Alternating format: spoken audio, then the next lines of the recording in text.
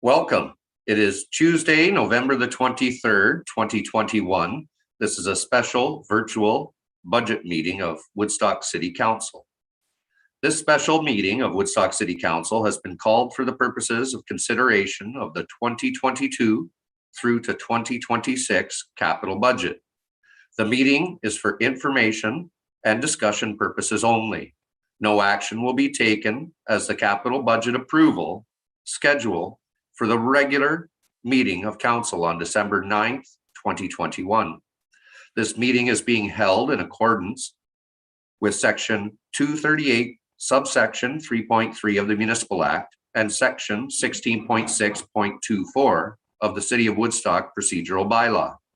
This meeting is being live streamed on the city's YouTube channel, and a recording will be posted on the city's website following the meeting. An agenda for the meeting can be found on the city's website on the agendas, meetings, and minutes page. Councillors will be raising their hands in view of the webcam when requesting to speak. If the member of council is disconnected or having technical difficulties, we will take a recess in order to attempt to rectify the issue. If technical difficulties persist that prevent the meeting from continuing, the meeting will be adjourned and reconvened at a later time. If a councillor needs to leave the meeting at any time, they're requested to inform the clerk. With that, I will welcome everybody, and you can turn on your web cameras. And we have Councillor Tate with us tonight, although she won't be on camera. So our first order of business is the approval of the agenda. Disclosure of conflict of interest. And seeing none, hearing none. Next up, we have the presentation of the capital budget, and we'll start with the capital budget notes.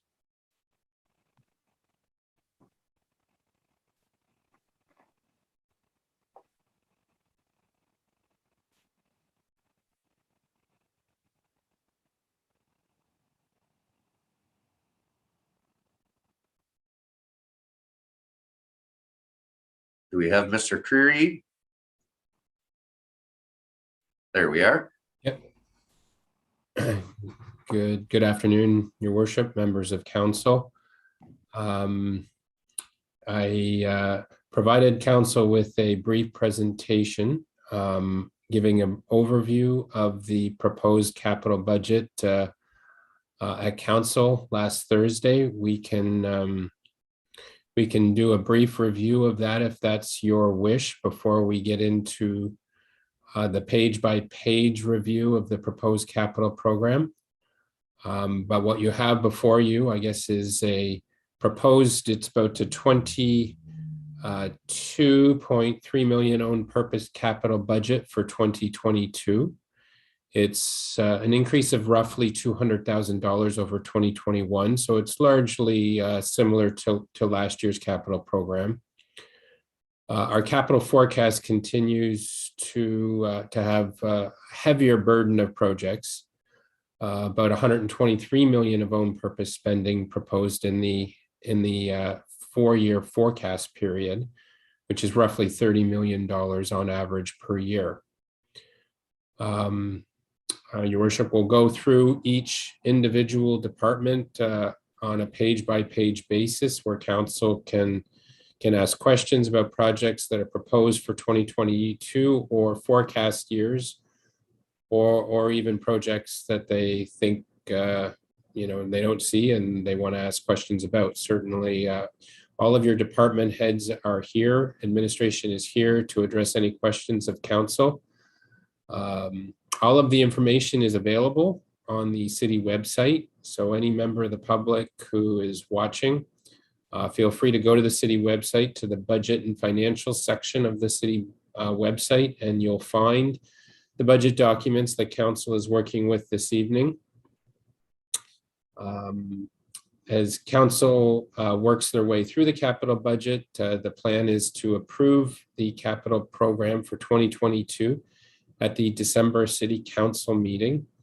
And so any motions that councillors have with respect to changes to the capital budget, please provide those to our Director of Administrative Services, Diane Campbell, or myself ahead of time, and we will write those into the report for the approval of the capital budget.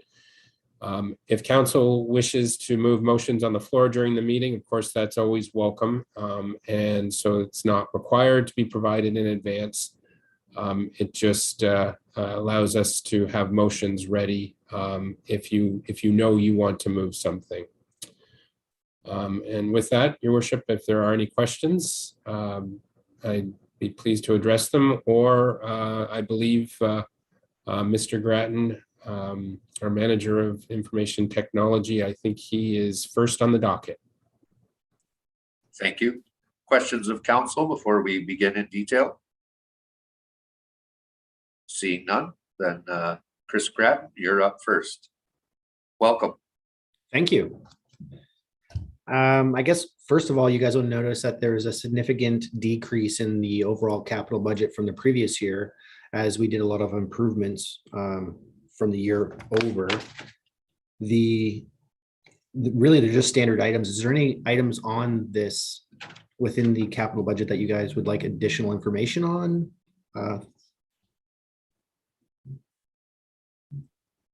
Questions of council? Councillor Shadberg? Yeah, from the mayor, I guess through Chris Grattan, or maybe somebody in the Treasury Department.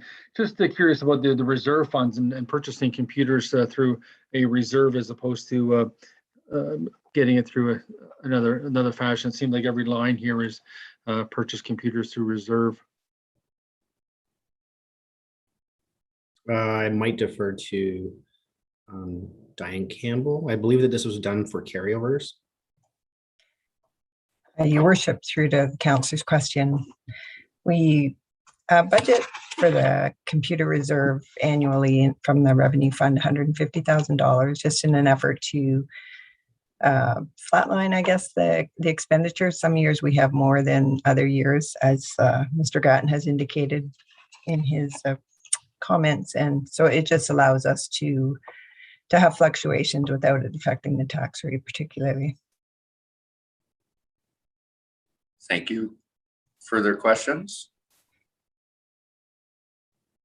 Is there anything you'd like to add, Mr.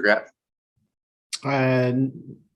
Through your mayor to the councillors, no, not at this time. I think that we're well on track to achieve the things that we had set forth in 2021. And as we move into 2022, the reduction in capital still gives us a lot of room to complete some of the other initiatives that we had set forth to. Well, thank you very much. And let's see our next presenter. And which page are we on to now? We have Mr. Loke with us. We'll go back. Got quite a few areas to cover, our Director of Public Works. Which page would you like to start with? Good evening, everybody. I think the only thing that I really have on here, I think the rest of the ones you're looking at are fall to our engineering group, but my area is fleet and equipment. So you can see there's a reduction in the overall for this year as well. And I would just say, as a high overview, all of the pieces that are in there are replacements due to life cycle, condition, that type of reasoning.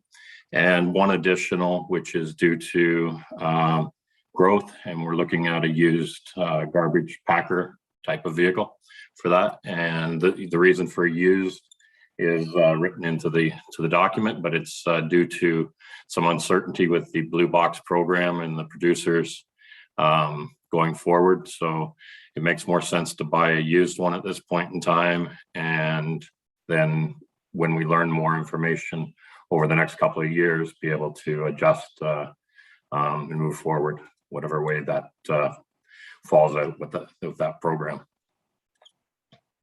Well, thank you. And I think there's been a lot of discussion in the community as council prior to you assuming the role had looked at increasing the frequency of recycling, and we had geared things up for that. And then the province came along and said, put a hold to everything, much like you just alluded to with the upcoming changes. And I guess for the viewers at home, and again, for just a review for council, can you tell us where we're at with that, and how it is that we're not quite able to go ahead with those plans at this point? Right, so there's a 3-year rollout, and we fall in the 2025 year. So it'll be nice to actually see how the 2023, 2024 areas, how that goes with those areas, and then we'll be in a better position, I think, to react to that in some fashion at that point in time. So I would say at this point in time, we're really waiting to see what's going to come from those first couple of years. So that's why we suggest a used vehicle at this point in time, less of a financial commitment, and it'll help us normalize some of the increased levels of peak days, if you will, on our routes. Thank you. Questions of council? Councillor Shadberg. Yeah, thanks. From the mayor through to our Director of Public Works, Dan. I noticed one line here is to replace a trackless boom flail mower. And I know we always hear trackless, we always think of the sidewalk snow cleaners in the wintertime. What's the trackless flail mower for 220,000? What specifically is its function? So it's the same trackless unit, but with a different attachment. The attachment's a boom flail. So it's got the big arm, the articulating arm, and a mower on the end of it, flail mower on the end of it. So we can do some, reach type of cuts, so ditch cuts and that type of function. Thank you. Further questions of council? Councillor Lauder. Thank you. Through the mayor to our Director of Works. Could you just tell me what the new Bobcat skid steer is, what that piece of equipment is? So that is a parks item. I would ask, that one's been moved out a year. It was slated in 2022, it's been moved to 2023, but I would defer to Mr. Brian Connors if he has a comment on it. Okay. Your worship, through to the councillor's question. What this will do is it will help us in the trails as far as continuing to upkeep them. Oh, okay. Thank you. There's one other, and I'll go back to our Director of Public Works. The front, replace the front snow plow. Is that, would that be the big snow plows, or is that the sidewalk snow plows? So are you, sorry, through you, your worship, to Councillor Lauder, is that item 54 that you're looking at, I believe? Yes. Yeah. Okay, so that, I believe that's a unit for our plows, a pickup plow unit, I believe. So not the sidewalk plows. Okay, thank you. Thank you. Further questions of council? Seeing none, thank you very much. And next up, we'll have Harold DeHaan. Welcome.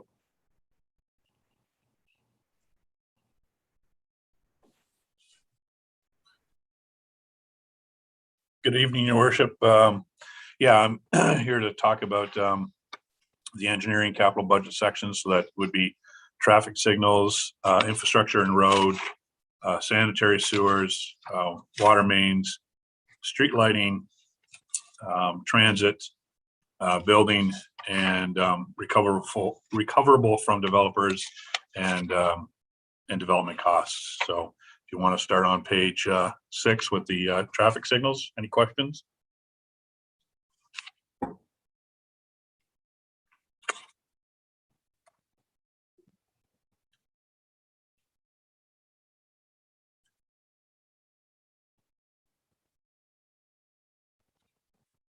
like Councillor Talbot has a question. Councillor Talbot? Thank you, Your Worship, through to Mr. Dahan. The pedestrian traffic signals, are those the same as the ones that were put on Parkinson Road down by Southside Park in Ferguson? Your Worship, through the councillor, that is correct, yes. So how many would that get us? So we're showing one, we're showing funds in 23, 24, and 25, right? So that's one for each one of those years. So in 23 though, it's 44. So is that 2? No, it's 44 plus 56. Plus it's okay, sorry, right. Okay, yeah. Right, 99. Okay. Thank you. Yep. Thank you. Further questions of council? Councillor Schattenberg? I guess along the same lines as that same question, Mr. Dahan, the signal areas, is the next one projected? I mean, you can always change through studies or whatnot, but the next one projected to be the Springbank Plaza location, where there's a walkway that goes through all these schools and then up to Springbank School too on Sprucedale? Your Worship, through the councillor, that is correct. That is one of the areas that we're tracking. It's one of the 3. Again, we keep tracking the numbers, so which whenever hits the warrant first. Another location is on Huron, by the Salvation Army there, and I'm sorry, I don't remember what the 3rd location is, but yeah, there's 3 locations that we're waiting for the the pedestrian volume to hit that warrant to necessitate the light there or the crossing.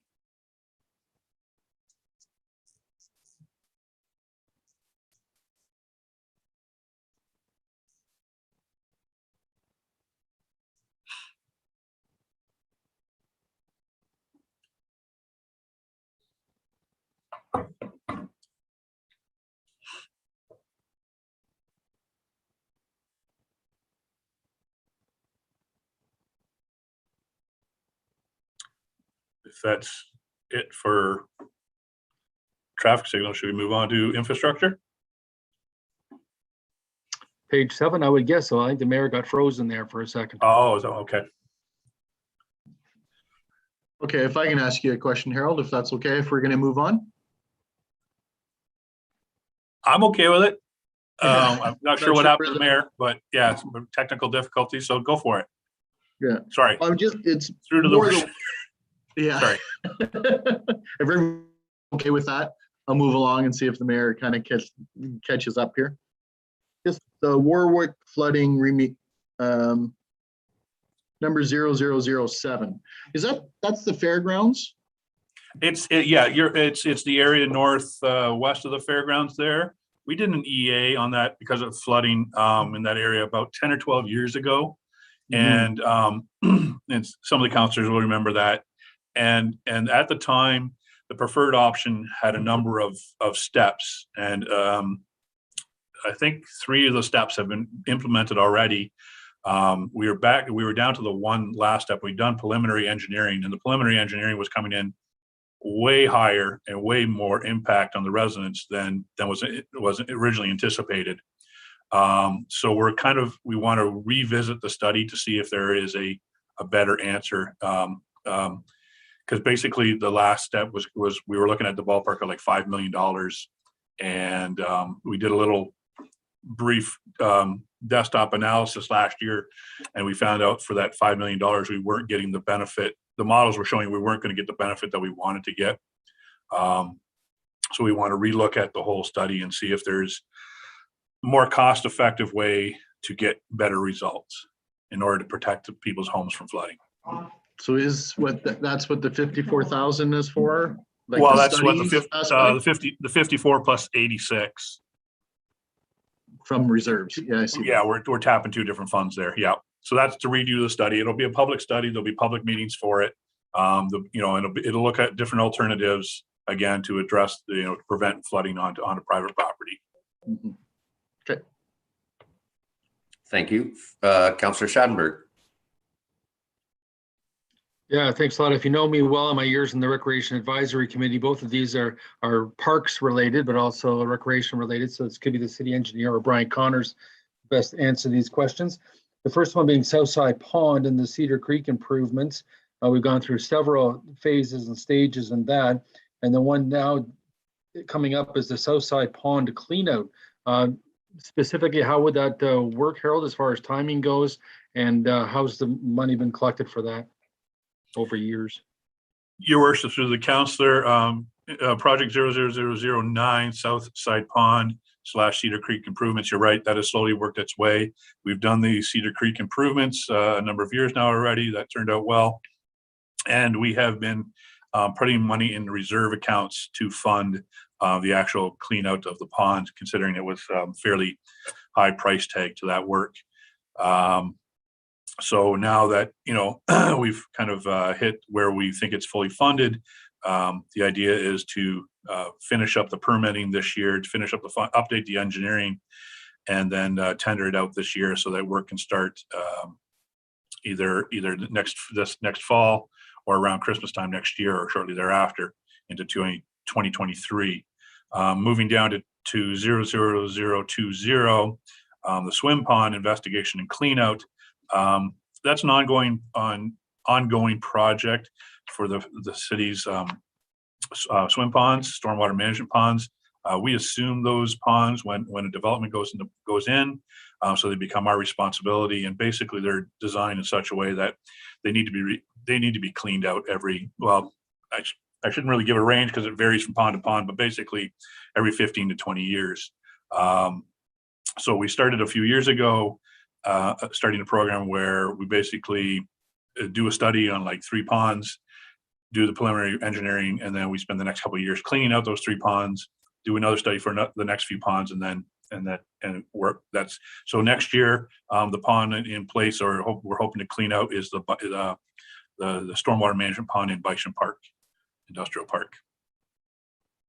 But getting back to Southside Park, would that be done this coming winter, say February of 2022 or March of 2022, or later than that? It would. There's still some preliminary work I shouldn't say preliminary work. We still have to update the drawings from what were completed a few years ago, and we need to renew and obtain a few more permits because we didn't do the construction 5 years ago, and so that's the work that will be done this year, or sorry, I should say, assuming these funds are approved, that's the work that will happen in 2022. Then we'll tender it in the fall of 2022. So for construction to start, either basically at the tail end of 2022 or the beginning of 2021. 23. Sorry, we're moving forward in time, not backwards. You can continue, Councillor Schenberg.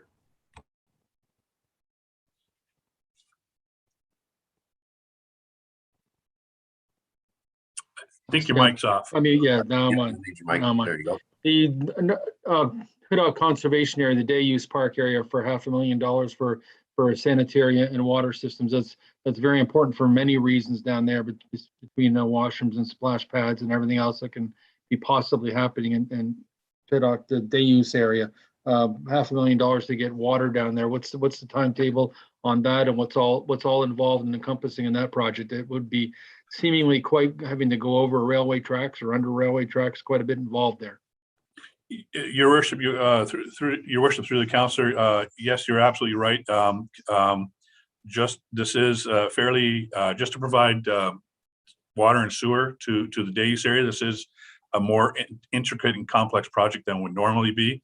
As you mentioned, we're going to have to hang a force main and a water main off of the existing bridge over the CN track. So we need to get the rail approval for that work also, as well as doing a bridge assessment. Then we got a directional drill both pipes down to the location of where the services are going to be. Because of the lay of the land, sanitary service we're going to require a pump station, a small pump station to be constructed there. So yeah, that's pretty much the scope of the project there. Thank you. Further questions? Okay, we'll continue along.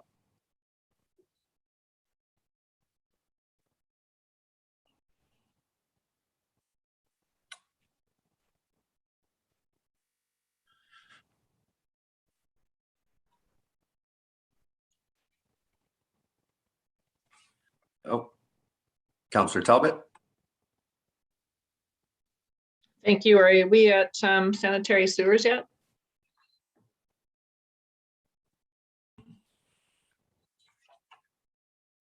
We'll be coming up to that. Where are we? What section would you like to do I just next? thought we were finished infrastructure and roads. Yeah. So that's sanitary sewers. So are we there yet?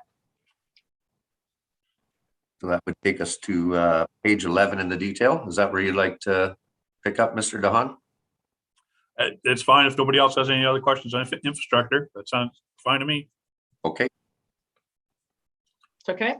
So this is kind of a twofold. It's for the sanitary sewers and the water mains. So page 11 and 12.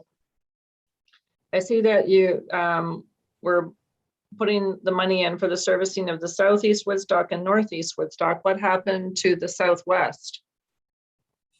When's that going to be budgeted for?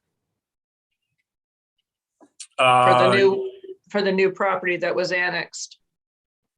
Oh, your worship, through the council, you're referring to the property along Carn Road and there? Correct. Yeah, it's anticipated that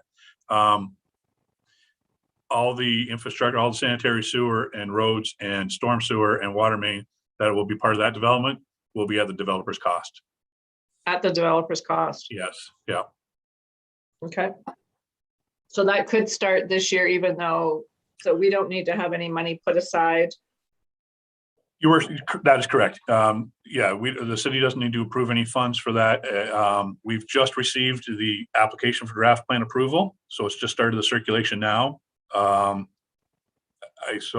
I doubt if any construction will start yet this year, but certainly it's just started. But when it does start, it's not anticipated that there'll be any utility costs for the city. Okay, so like the hookups and everything, we won't have to enlarge anything, or what we have to do sometimes when we're adding new systems into our existing ones? Your worship, through the, you bring up a good point. To the best of my knowledge, I'm not aware of any upsizing that is necessary for this development. However, that being said, I don't, like I said, staff hasn't made it through the servicing study yet. If servicing study, if upsizing were to occur, I would anticipate that, that the county would be on the hook for that, for sanitary upsizing. Okay, thank you. Yep. Thank you. Further questions? Page 11, 12, the sanitary or water.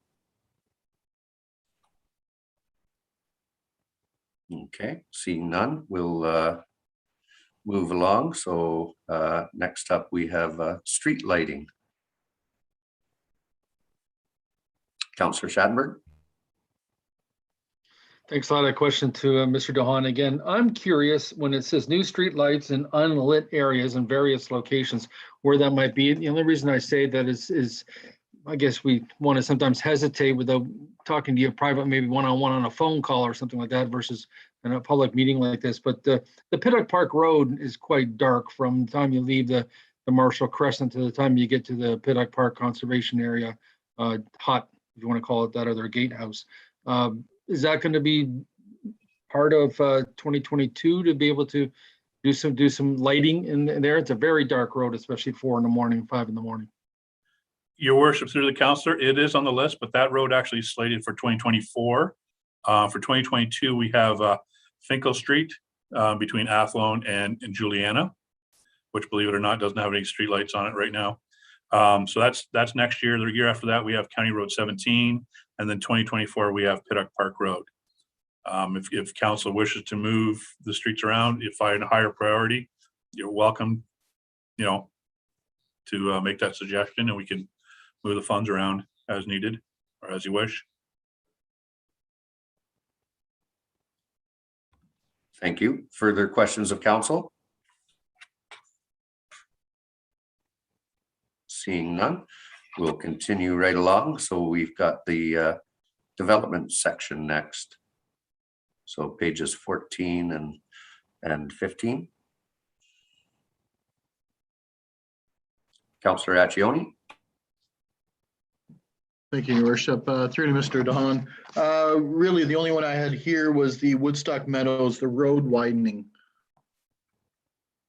So is that then the county responsibility or is that city? No, Your Worship, through the counselor. No, that's for the development for the of the former Woodstock Meadows Golf Course to turn it into residential land. And what we basically do is residential roads are a certain width, 8.5 meters wide. Roads that we feel are going to act more of a collector or arterial roads, more of through roads, we ask the developer to bump those up to 10 meters wide to provide extra capacity, make more room for parked cars, as you would. And the city then pays for that additional width of road. And the pay, well, I shouldn't say the city pays for that.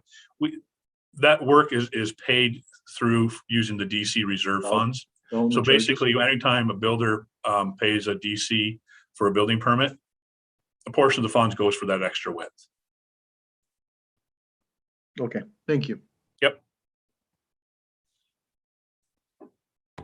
Thank you. Further questions? Councillor Shanberg.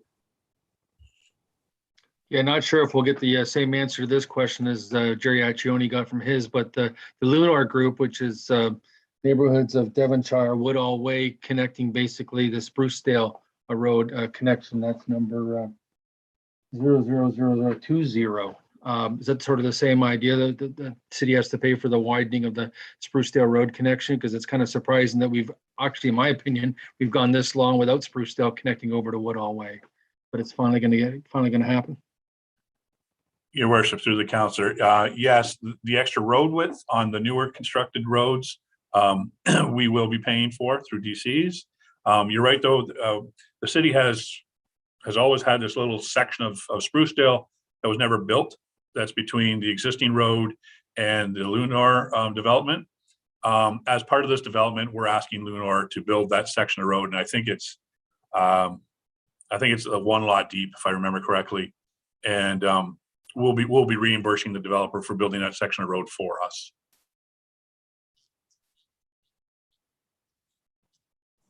Thank you.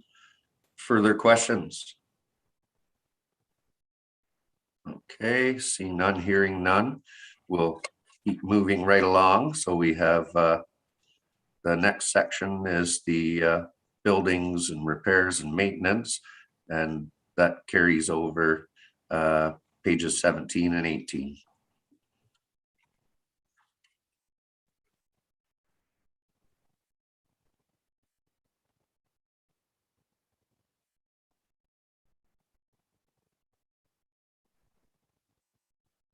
While we're waiting for councillors to check their notes that they've made on the detailed pages for their questions, I guess I'd ask one.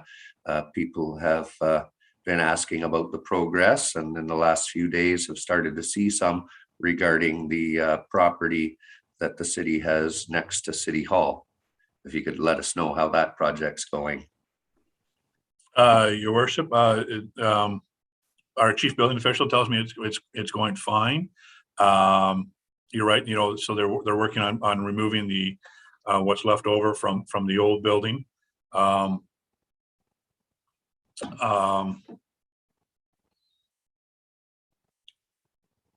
Yeah, I'm sorry. I'm not sure what else to say about it. So far, everything's going okay. Thank you. And Councillor Schadenberg. Thanks a lot. Again, a lot of people would be looking at reports and budgets and stuff like this and think, well, what major projects are coming down the pipeline, so to speak? And one that we've talked about for a little while is the Southgate Center. The $200,000 to be spent in 2022. What would that be earmarked towards for Southgate Center? Your Worship, through the council, that's for engineering / architectural design services, consulting services. Thank you. Go ahead, Councillor Schadenberg. And I guess as a quick follow-up, that's the full bill for that amount, because I mean, we all know that Southgate Center is doing some fundraising for a renovation addition over there, but at this point in time, the city's responsible for for that project at that price tag, or is there some additional dollars being paid for by Southgate? Your worship, through the counselor, if you're referring to the 5.3 million for the actual for in 2023, I think that's the city's portion of that project. That is the city's portion of that project. And so there, if you look other funding sources, and we're showing an additional $1 million being raised by the Southgate through fundraising there.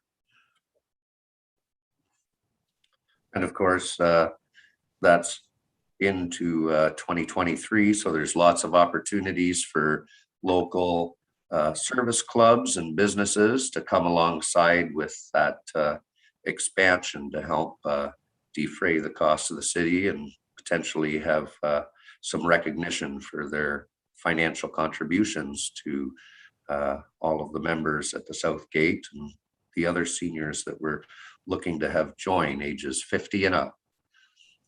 Further questions of council regarding these items?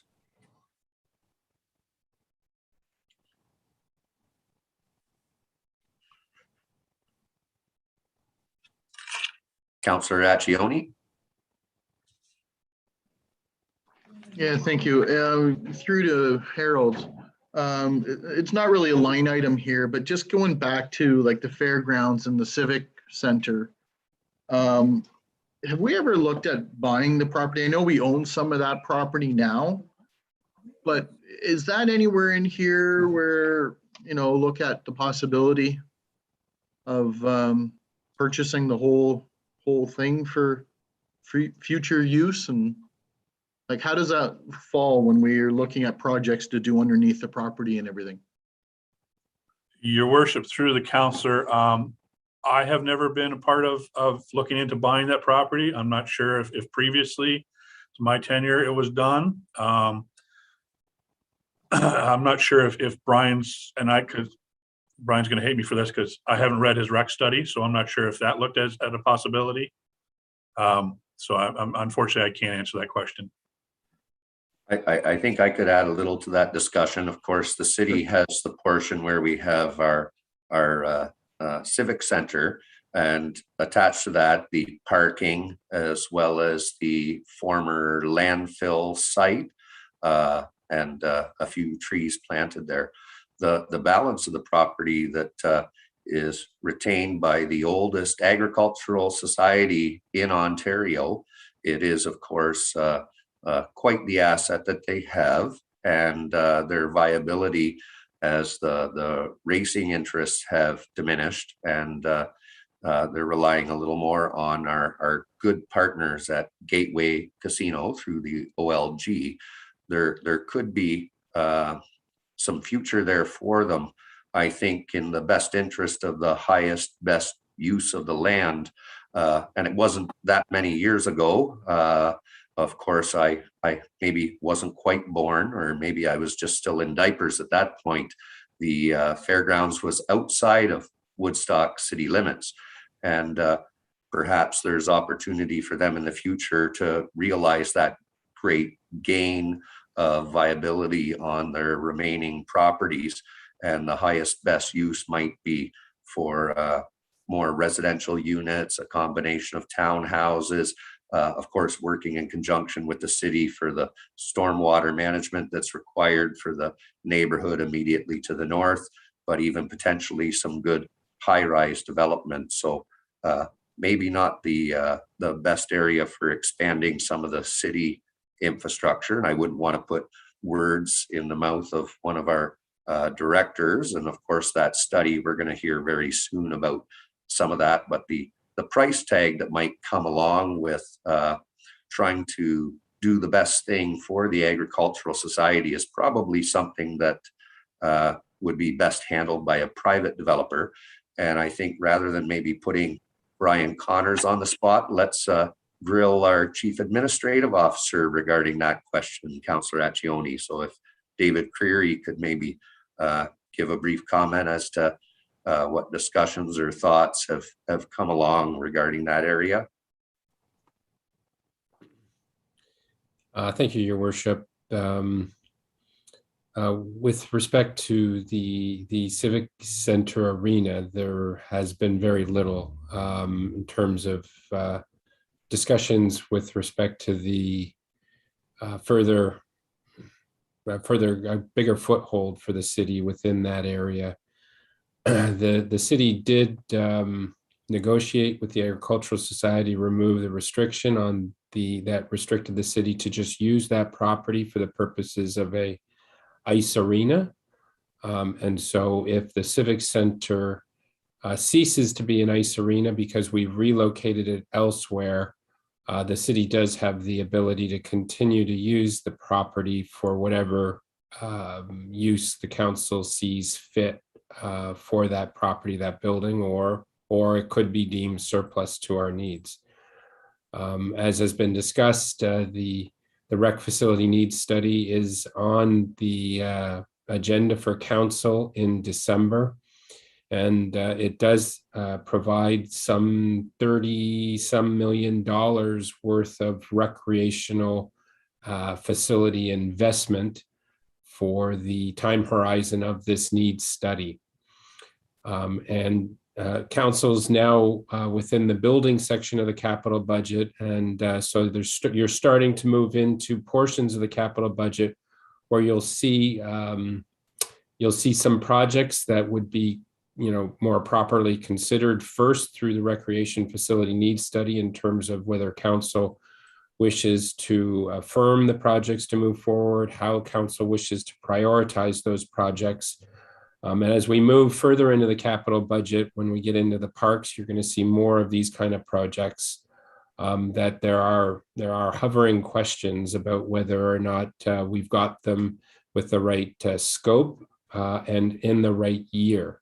And so much of this discussion is yet to come for council. The good news is that future capital budgets and capital forecasts will have the benefit of this rec facility needs study. So when we move forward into future budgets, we should be able to more accurately put projects in proper years.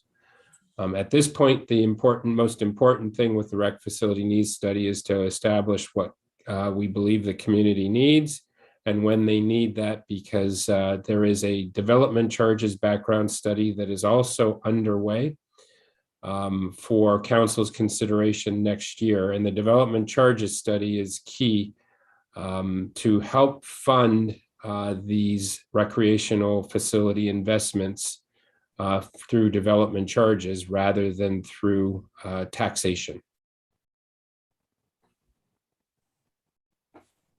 And I would add one more point. I know I say it very often, and sponsorship. So as we hear about some of the desires of the community, of course, service clubs, businesses, and private individuals can also come alongside the city to help speed up those future plans. Of course, $30 million of needs that we'll be hearing about very soon. That's quite a commitment, and we'll be looking for creative ways to make sure we provide all those expansions in the best way possible for our community and for the future. Further questions on this area? Councillor Lauder.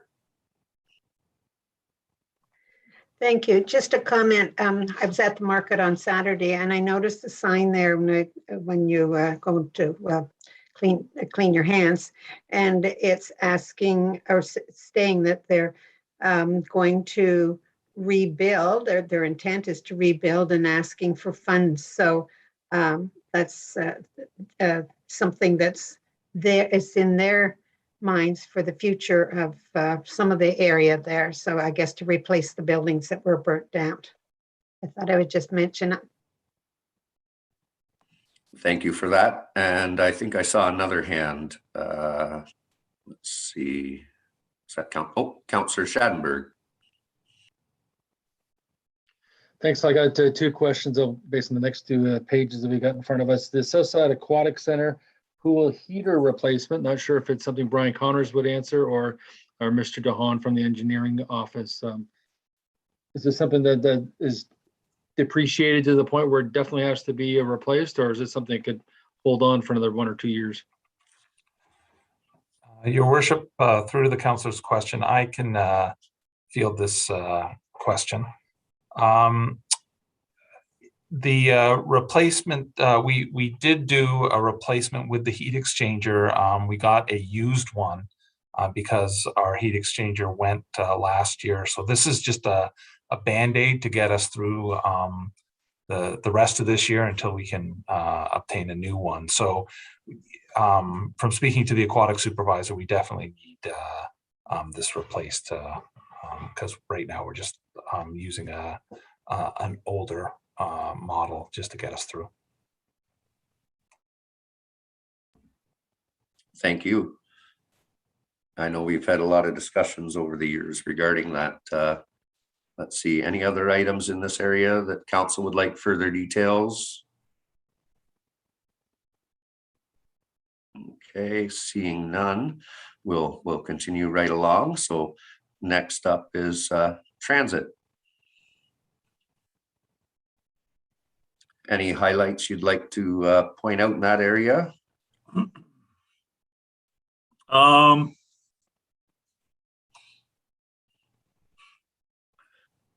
Just, I guess the biggest one there is the transit expansion. You know, we added the 7th route this year, but going hand in hand with that is the 2 buses and the expansion of the bus barn. That was tendered out this year.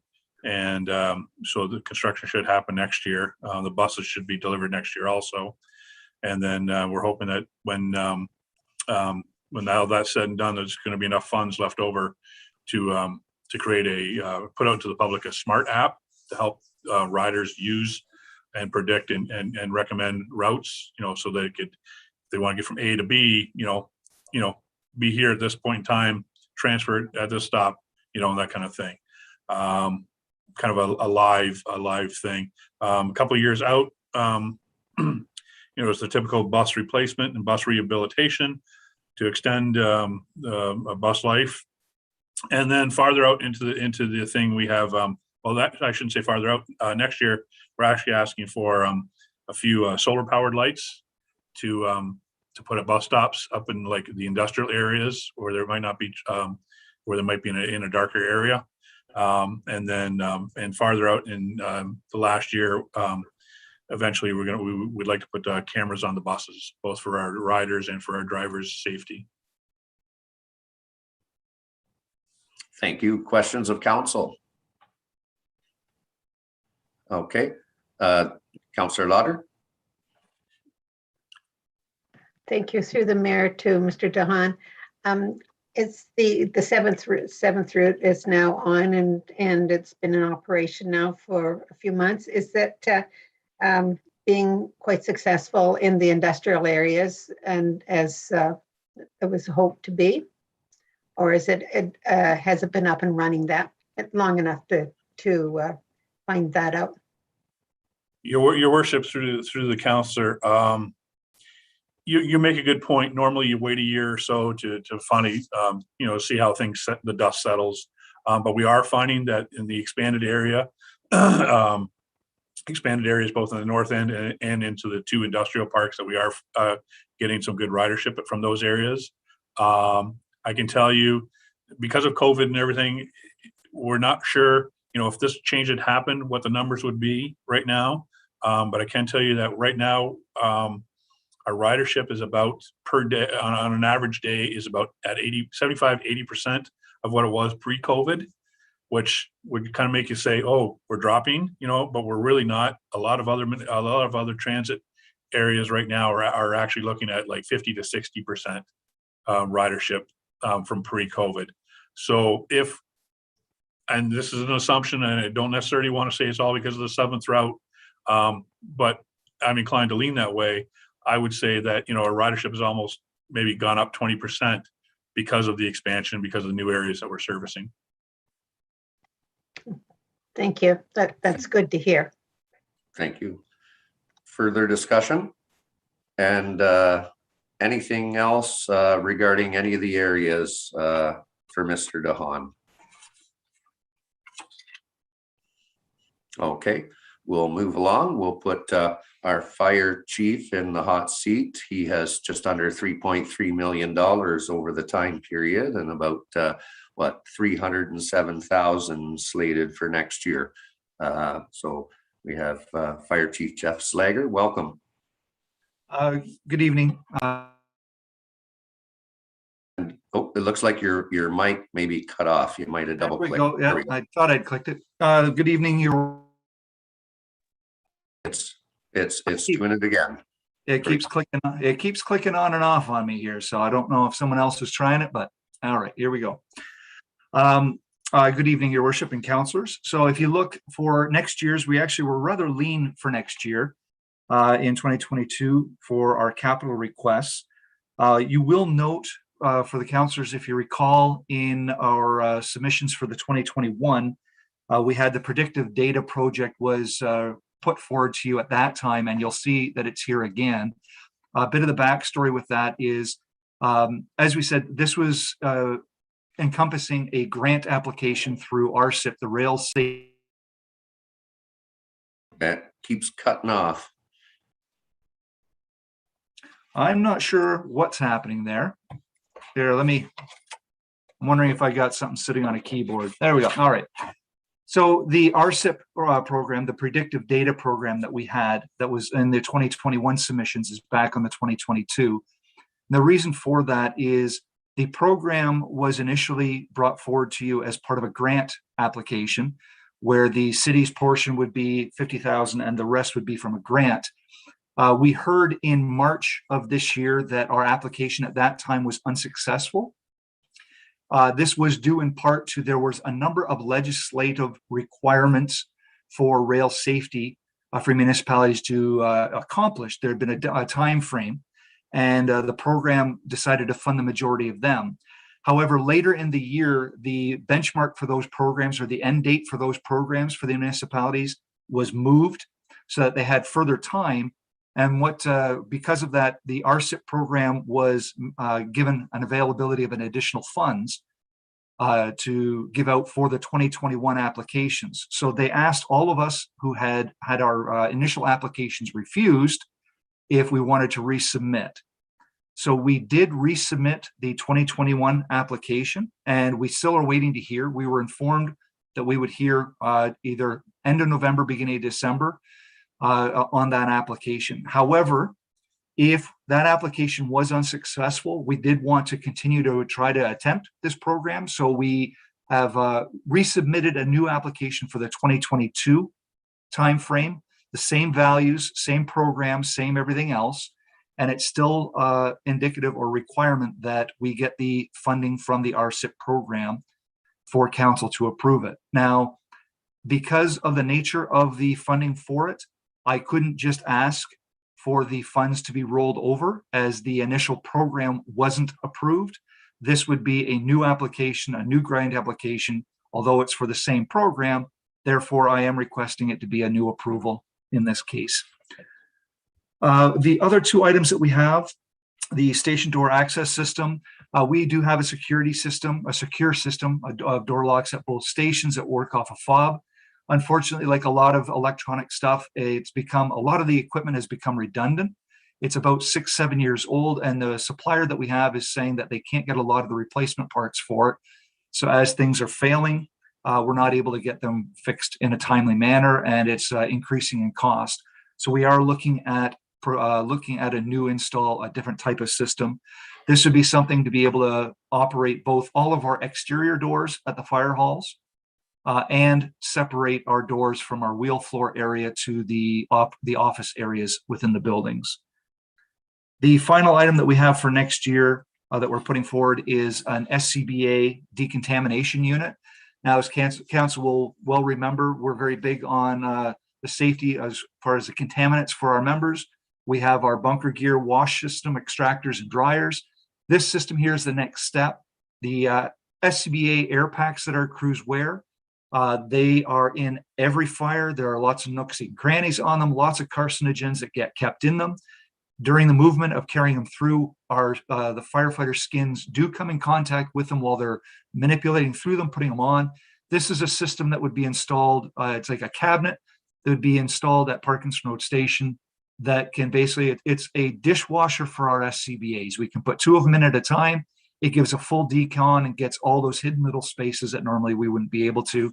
Again, minimizing the carcinogens that our firefighters be exposed to in their safety equipment and leaving it to hopefully minimizing what they see in the field. Looking forward, you will see some larger expenses coming up in the coming years. In 2023, we do have another replacement of a fire apparatus, an engine, looking at right now in the area of $700,000. The following year from that, we do have our SCBA replacement. So the breathing apparatus and the cylinders that we carry do have a lifespan. They are a significant cost there. We're planning that. And then the year after that, it's a replacement of our radio systems. Unfortunately, like all other systems, especially emergency rated, we have set timeframes of what they are valued for and what their serviceable lifespan is. So we're just trying to make planning and going ahead with that. So with that, that's a brief overview. I'll turn it over to any questions of anything else. Thank you. Questions of council, and let's see. Councillor Schadenberg. Thanks a lot. Through to our fire chief, Jeff Slager. First of all, Jeff, I'm not sure who was the crew chief the other night with the Thompson Street fire, but obviously you guys got in there very quickly and as they say, saved the house and looked like there was obviously significant damage there. But my question would be, what standard does the industry see right now for turnover time from the time you order a fire truck to the time you can actually receive it? Because if you've got one planned for 2023 and you need it in 2023, you'd almost think you'd want to order it sometime in 2022. Is it well over a year at this point in time, or what's sort of the standard from talking to other fire departments? Your worship, through to Councillor Schadenberg. So it depends on the type of apparatus that you're ordering. If you are ordering something as a spec build, so basically you're taking it right from drawings to the final product, a fire engine can run anywhere from 10 to 12 months. An aerial apparatus can run you from 12 to 14, 15 months, depending on the nature of it. Now, what we did in the last round of the RFP that we put out, we have also included the ability that we have a spec vehicle that we put out, a spec that we look to build, and that's what we anticipate we receive the bids on, and the winning bidder is based upon being able to provide that spec truck. But within the RFP, we include the ability that if the vendor has an in-stock or an in-line truck already underway of being manufactured that fits 95% of the RFP, we can actually purchase that apparatus, and that can drastically reduce the turnaround time on our trucks. So for example, when we purchased the aerial in 2021, this past year, normally we would still be waiting for it. If we had gone with the spec truck that the RFP had been built or been approved, we would probably be anticipating its arrival in March of next year. However, because there was an apparatus in line and ready to go, or we were able to catch it in line at a bit of a reduced cost, we had it in 3.5 months from the time that the bid was accepted. So we have taken steps to develop that. With the time frame on this, as it's an engine, if we have approval and we're looking at that, again, we have the opportunity of knowing capital approval is in December. RFPs we can have developed before that, so we're able to put them out pretty much in January, February of the year they are, and we can have the time frame of them being back in relatively quickly. Thank you. Further questions of council? Councillor Lauder. Thank you. Through the mayor to Mr. Slager. Could you just tell me what the traffic priority control system, I know it isn't until 25 and 26, but just what is that? Your worship, through to Councillor Lauder. So that is, you may have seen it in some of the larger municipalities or others our size as well, where each of the apparatus, both police and fire, and we can also work with the county paramedics, the apparatus are equipped with a flashing light that as we're approaching an intersection, it gives a signal that we're coming to that direction, and it starts the sequence of the traffic lights to switch them so that we're actually facing a green light. It kind of, it works with the programming system that the street lights would have. and allows it to slowly, safely work through the cycle so that as we're approaching, we have green lights in our direction through that. So this would be something that, although it's within our budget line, again, because it would be something that would benefit all emergency services. When we get to that point, we would be looking at presenting it for the benefit of both Woodstock Police ourselves and the potential of looking into communication with the paramedics at the Oxford County level for our upper tier to see about their involvement in it and potentially some cost sharing on that. Thank you. Thank you. And pretty smart technologies, and pretty good that our staff have made sure that our existing infrastructure could handle that type of enhanced service. So further questions of council? Well, before I let you off, Mr. Chief, I just want to remind everybody that if they haven't seen some of the renovations in addition to our station there on Parkinson, they're able to come out this Thursday at 10 a.m. We'll be doing the Wrapped in Courage flag raising at that station. So come on out and see that go up. And of course, you'll be able to see the area where we have the original fire hall bell next to those flag poles. So very good. Thank you, Chief. Thank you very much. Next up, we have Mr. Brian Connors, and so we'll start on page 22. And of course, he has several different areas that we'll go over. Welcome. Thank you.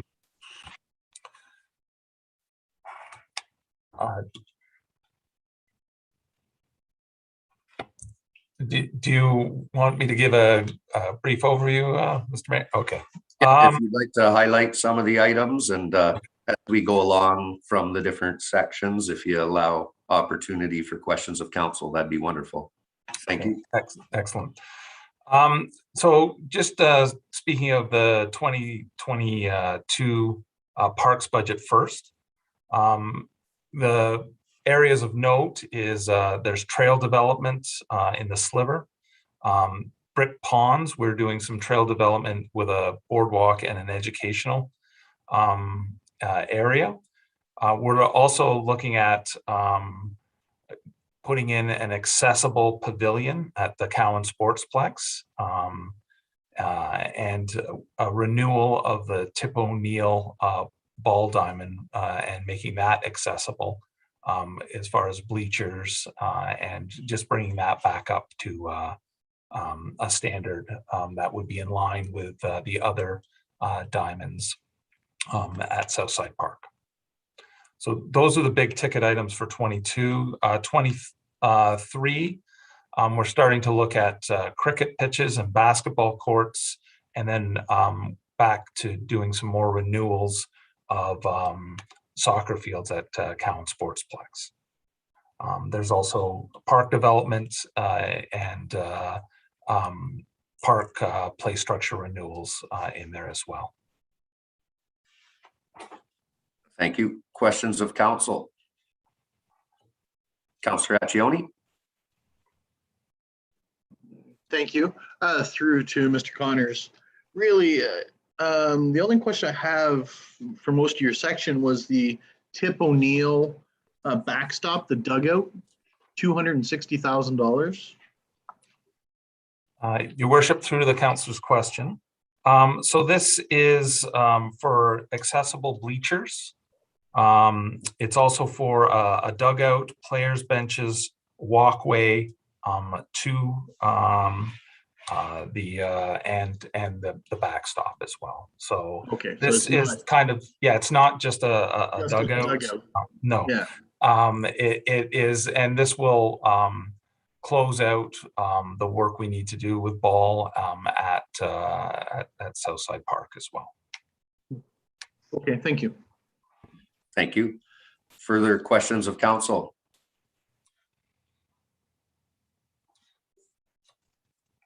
Okay, we'll carry right along. So any items on some of the specific pages here, whether you want to look at aquatics or our community complex. We'll go Councillor Schadenberg. Thanks a lot. I guess a question for Mr. Connors. The Homer Brown Revitalization Park playground going to be added next year for children?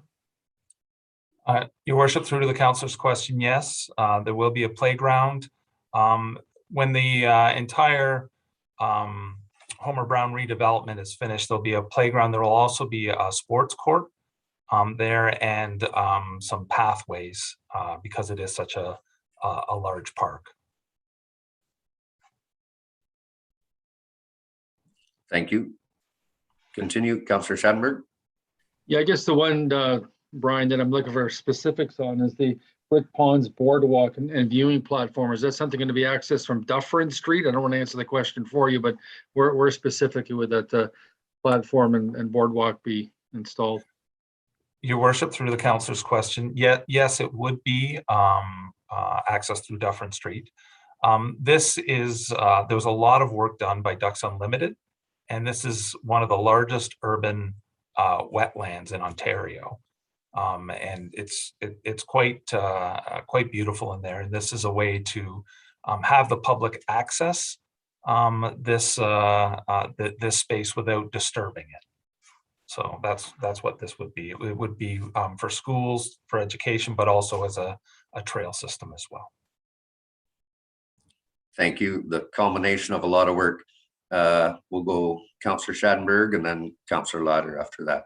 Really just a statement to wind things up. This morning we had the Upper Thames River Conservation Authority monthly meeting, which is 3.5 hours of fun. Well, it was only 2.5 hours of fun this morning online. But one of the things that they talked about was an educational system in a couple of areas, one around Thorndale and one around the Sifton Bog in London. So I think there's some very good efforts and resources that are going to be directed correctly to be able to do some sort of an education program like this in the city of Woodstock, as far as they always say, flora and fauna, right?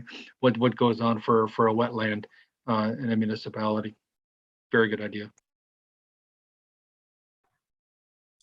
Thank you. And Councillor Lauder. Thank you. Thank you. Through to Mr. Connors. I see UTRCA accessible dock, and why are we paying for if it's the Upper Thames? Why do we have to pay for that, or is that going through our lands, or what? Why? Your worship, through the councillor's question, we have an agreement with the UTRCA that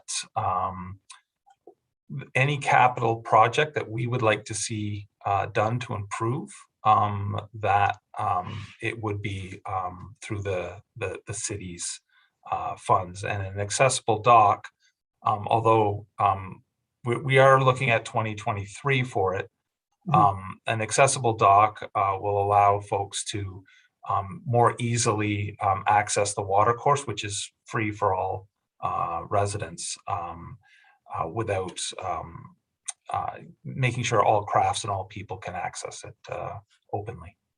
So is that on the north side then, that becoming the dock? That we are looking at this on the south shore, but it's not completely finalized yet, but it will be a place where folks can easily access it. That's the big piece that we're looking at right now. Okay. And Cohen Fields spray pad sail shade. What is that? What is the sail shade?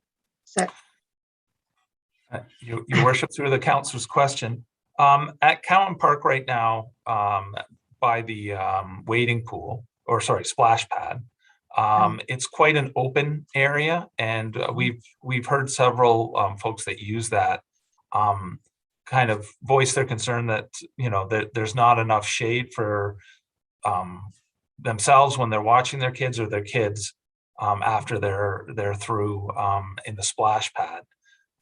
So these sail shades would provide that. We have planted a lot of trees around that, but we're still, it still needs a few more years for them to really blossom. okay? And just one more. at the Cowan Sports Field, a spray pad. Is that a second? I know it isn't until 2023, but is that a proposed a second spray pad there? Your worship, through the councilor's question, the Cowan Fields, there's a Cowan's Fields right now that has a spray pad, but this new spray pad we would be looking at the Cowan Sportsplex. So where all the soccer fields are. I understand that this certainly does get confusing. Yeah. With all the Cowans. Right. Okay, thank you. Thank you. Further questions, and Councillor Schattenberg. Simply just a comment, but maybe a verification from Mr. Connors on this one. As far as COVID-19 and all this stuff goes out, the Wiener Fest will be outdoors at Piddock Conservation Area again next spring. It returns to being a live outdoor event. Your worship, through the councilor's question, I know the person that puts that on has been in contact with park staff. She's very excited to have that again, but I would say we have to make sure that, you know, if what happens with COVID and the restrictions and all that, but it looks like it's going forward from the organizer. Yes.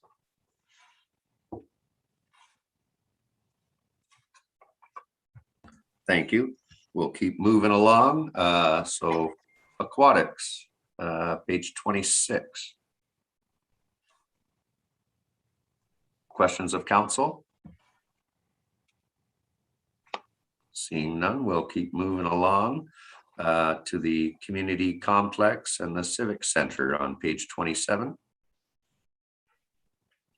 About $90,000 worth of various works, from the doors to the LED lights to the dressing room. About 400,000 out over the time period. Okay, we'll keep moving along. Cowan Park. So we're at page 28. Of about 200,000 next year and about 2.4 million over the time period. Councillor Accioni. Thank you. Through to Mr. Connors. I thought we already did all the, you've got here, sorry, 00017 Reeves Hall lighting. I thought we replaced all the lighting already there. Your worship, additional lighting. Yeah, your worship, through to the councilor's question, we replaced the lighting, not all the lighting in the building. We've got a lot of the lighting that was replaced, but there's still several, like just kind of the hallway lighting and that still needs to be replaced. So the actual court has been. Okay, thank you. Councillor Petter. Thank you, Mayor. I just wondered, Brian, if you could explain the external storage 011, what we're building there. Yeah. Your worship, through the councilor's question, what we're building here is by building some external storage for user groups that use the fields in the summertime. What we're well, and all year round almost. What we're doing is allowing those groups to move some of the items that they have actually in the building, which will free up space for more variety of programs on the turf and on the court. And it will allow folks to access their equipment when the building is closed. So I know we have several times with both football and soccer, they need access to equipment and practice gear when the building is closed in the summer, the hours, but they're still going. So that will alleviate that issue, as well as it will free up a lot of space that's really needed in the storage side, because we are delivering multiple programs and not just as it kind of was designed for, just for soccer. So those groups will have keys or or whatever they need to get into it then? Yes, Your Worship, through the councilor's question, yes, they will. They'll be able to rent that those storage areas that we're building, and they'll be able to have access to those units. Okay, thanks. Thank you. Further questions of council? And anything on any of the areas for Mr. Connors before we move along? Okay, seeing none. Thank you very much. We'll move along to the Woodstock Art Gallery, and we have our curator, Mary Reed, with us today. We're looking at 2022 capital expenditures, just over $100,000, and over the time period, about just under 150,000. Welcome. Anything you'd like to highlight before council asks for more detail? Well, it's just two little lines that you see here. One is for our art acquisition budget. So basically, we're just drawing out the $10,000 every year. We are re-feeding back into that budget through our operating budget by about $5,000. And we've prioritized as a board and staff that the funds will go to purchasing work by Indigenous artists and other underrepresented artists that are not in our collection, so particularly Black or people of color, and women as well too. And then the second line that you see here is for the public art bike racks that we're going to take over the city. So I have several grants in play. If those come to fruition, we'll be adding on a new public art program for that. So that's about all I have. Thank you. Questions of council? All right, seeing none. Thank you for being here today, and we'll continue right along. So next up, we have our CEO, Chief Librarian, David Harvey. And we're at page 30. So one line, and puts us out to 2024. Welcome. Oh. Maybe let's see. No, maybe he's not here with us. I don't think he's with us this evening. Okay, so this one is their strategic plan, and it's time to go over that plan again in 2024. So doesn't have an impact on the capital budget that this council is looking at. But if you do have questions, feel free through the clerk and CAO and myself to forward those questions. And with that, we'll move along to our last presenter. Not sure if he's here on the call with us. Yeah, he is. We have Daryl Longworth, our Chief of Police. And so we're looking at page 31, and nothing on the page, but welcome, Chief. And now's an opportunity to say anything to council that you'd like to say. And of course, a couple of those future looking items from our fire chief, where you'll have some of your senior command involved in those decisions. So we probably won't have any specific questions, but if you'd like to enlighten us how things are going, welcome. Things are going as well as can be expected. Thanks for having me. I do believe the only items I had for the capital budget have already appeared on other pages, primarily related to new building repairs. But happy to answer any questions. I think the memo I put forward indicated why we needed the items I had put forward, but happy to answer any questions about those. And other than that, we're doing our best to try and keep our head above water and manage the growing city. And we always appreciate the support of council on the board. Well, thank you, Chief. Questions of council? Seeing none, we get off pretty easy this year. Thank you, and we'll see you again when we get into the operations budget, and gives you lots of time to continue all of the work that you need to do to keep our city safe and to respond to all of those increasing calls. So thank you very much for being here. And Thanks very much.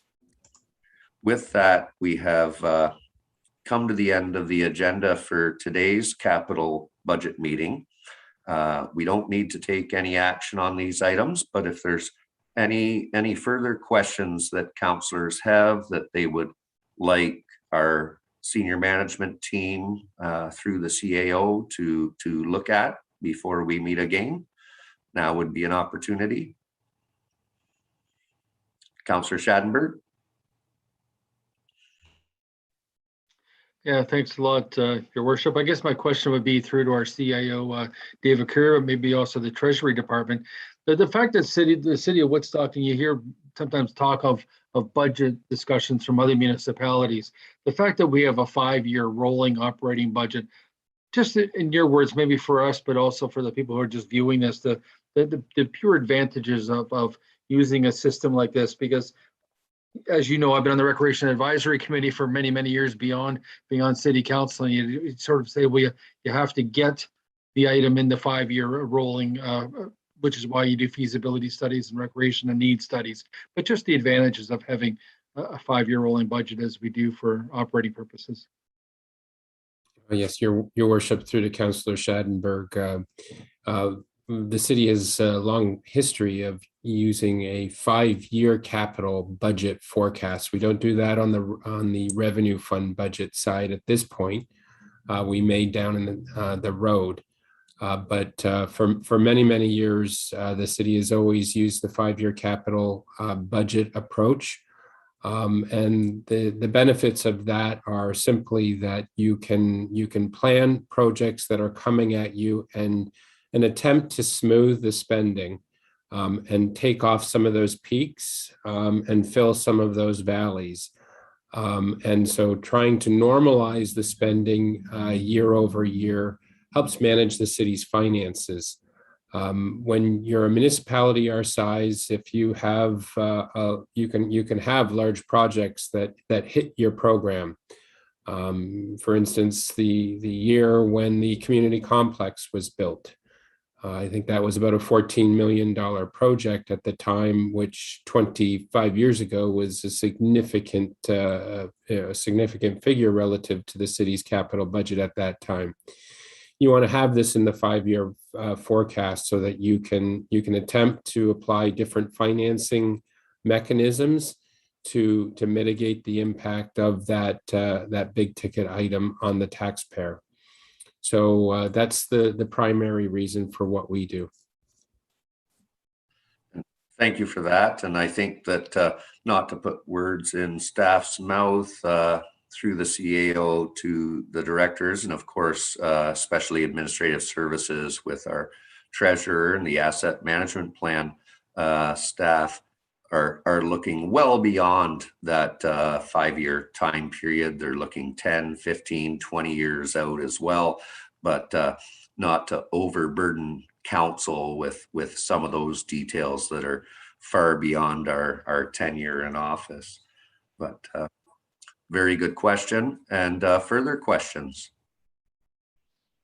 Okay, I would remind councillors that we would request that you forward any suggested amendments to all of your council members, to the mayor, the CAO, as well as the clerk and our treasurer and director of administrative services by December 3rd. And we will take a look at those items at the upcoming meeting. So as all the items were covered this evening, the alternate meeting that we had originally established on the budget agenda for capital of Thursday, November 25th is no longer required. So because of your thoroughness here tonight, everybody can have Thursday afternoon off, and we'll see each other again at our regularly scheduled council meeting for December. So with that, looking for a motion to adjourn. We'll go Councillor Petter, seconded by Councillor Accioni. All those in favor? And we are adjourned. Thank you, everyone.